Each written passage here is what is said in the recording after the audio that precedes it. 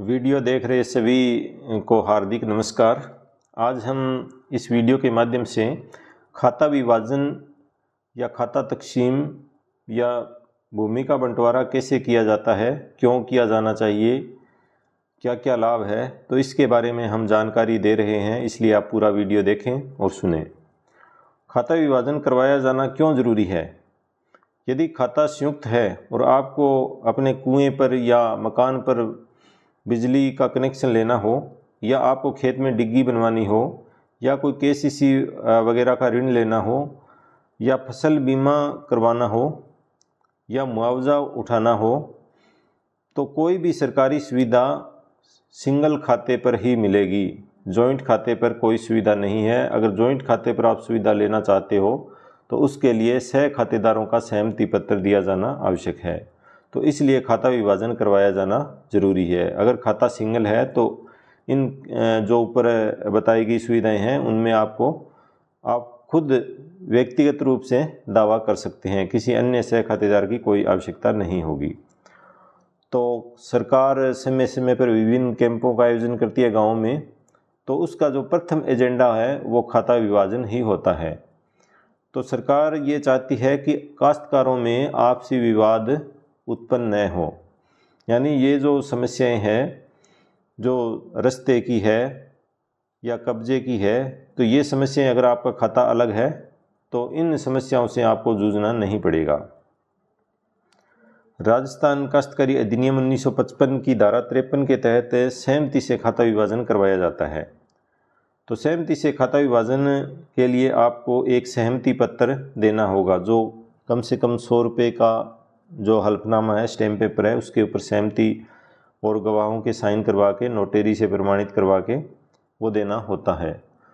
और खाता विभाजन में सबसे पहले आपको एक नज़री नक्शा बनाना पड़ेगा। जिस प्रकार आपका कब्ज़ा है, जैसे आप कब्जे में बैठे हो, तो आपका और आपके भाइयों का अथवा जो सह खातेदार है उनका कब्ज़ा कैसा कैसा है, तो उस प्रकार आपको नक्शा बनाना पड़ेगा।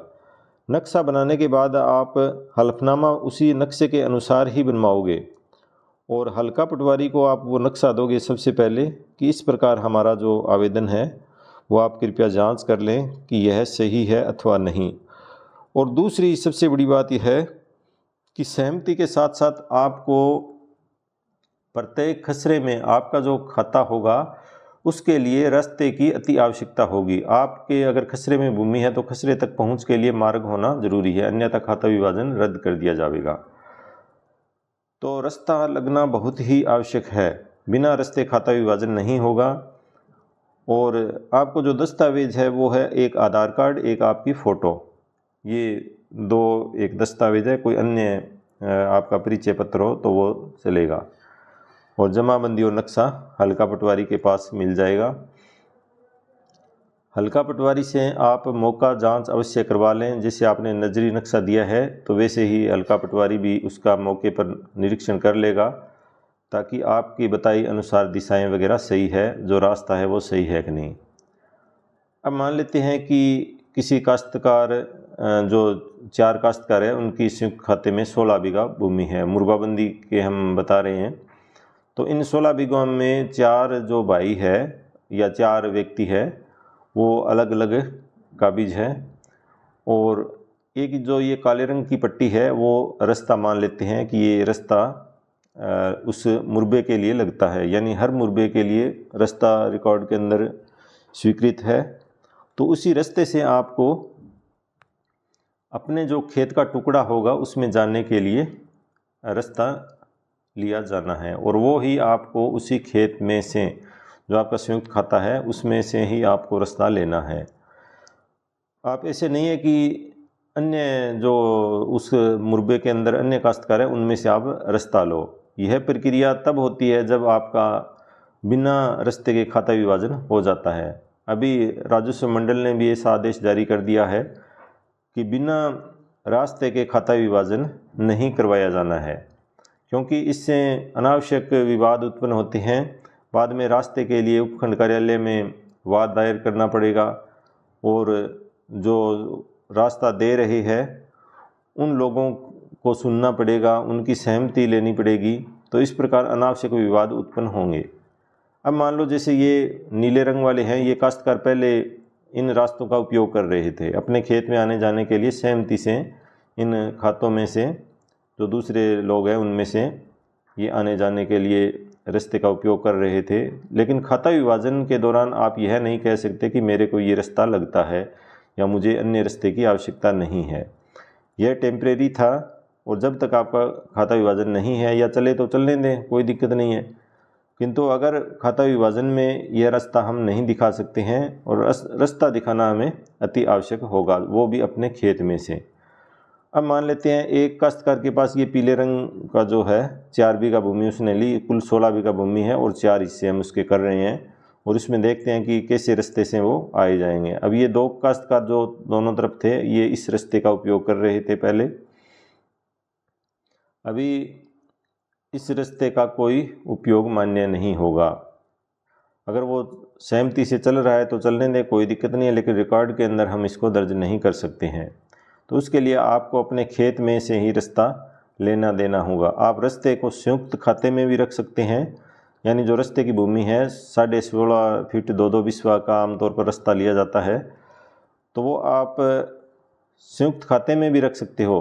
4 काश्तकार है तो चारों को उसमें जॉइंट रख लो कि चारों ही इसका उपयोग करेंगे। अब जैसे ये जो हरे रंग वाला है ये रास्ते के ऊपर आ गया, मान लो इसका पुराना कब्जा था और उसी के अनुसार ये चल रहा था, तो हमें जो खाता विभाजन हमने किया है तो उसके अनुसार ये रास्ता सबसे जो लाल रंग का दर्शाया गया है ये चारों के लिए सबसे उपयुक्त है। जो हरे रंग वाला है वो रास्ते के ऊपर है तो उसको तो रास्ते की पहले से ही कोई आवश्यकता नहीं है, बाकी तीनों को रास्ते की आवश्यकता रहेगी। तो उसके लिए हमें यहाँ दर्शाया जाना ज़रूरी है। और जो सह खातेदार है वो रास्ते के बदले में या तो भूमि एक दूसरे से आदान प्रदान कर लें कि जितने भी फीट या हेक्टेयर जो रकबा है वो रास्ते में आप दे रहे हो तो आपके भाई से या पड़ोसी काश्तकार से आप उतना रकबा ले लें। तो ये रास्ते हर जो खातेदार है, हर जो हिस्सा हो रहा है उस तक पहुंचना ज़रूरी है। और दूसरी बात ध्यान रखने योग्य ये है कि आप जो टुकड़ा ले रहे हो वो जॉइंट होना चाहिए। ऐसे नहीं है कि आप अलग अलग टुकड़ों में ये भूमि रखें, तो इसकी बजाय आप इकट्ठे, जैसे 4-4 बीघा है तो वो जॉइंट भूमि है। हाँ, अगर भूमि कमांड अनकमांड की कोई समस्या हो तो अनकमांड में से भी आपको जो हिस्सा आ रहा है असिंचित में हिस्सा जो ले रहे हो वो भी आपको जॉइंट ही रखना है, एक जगह ही रखना है। ऐसे नहीं है कि एक टुकड़ा आप अनकमांड के अंदर चारों कोनों पर एक एक टुकड़ा दे दिया, तो वो भी नियम विरुद्ध है। तो इस प्रकार से नक्शा तैयार कर आप जो सहमति पत्र देंगे उसके अंदर भी आप यही बातें लिखेंगे और हल्का पटवारी से एक बार इसका अवश्य मौका निरीक्षण करवा लें ताकि आपको दिशाओं का भ्रम न रहे। उसके बाद जो आपको आवेदन करना होगा तहसीलदार के, अथवा आप ई मित्रा पर भी आवेदन कर सकते हैं ऑनलाइन। तो ऑनलाइन आवेदन के साथ इस प्रकार नक्शा लगा दें और नक्शे पर आपके जो सहमति के साइन होंगे, सभी जो सह खातेदार है पटवारी के द्वारा प्रमाणित नक्शे पर ही साइन होंगे। और अन्य जो दस्तावेज हैं, आवेदन पत्र है, प्रार्थना पत्र है, उनके ऊपर भी आपके संयुक्त साइन होंगे और तहसीलदार साहब के सामने भी आपको उपस्थित होना पड़ेगा और उनके समक्ष सहमति जाहिर करनी होगी और हस्ताक्षर भी करने होंगे।